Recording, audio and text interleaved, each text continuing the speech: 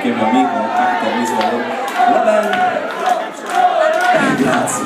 Siamo andati insomma a Sanremo. Io di Sanremo ricordo l'esibizione, per il resto ho un buco totale dovuto all'alcol e alle cose.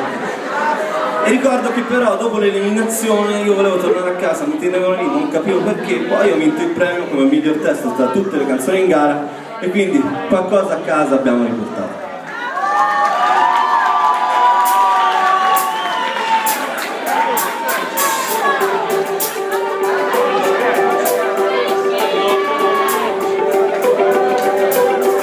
Di giugno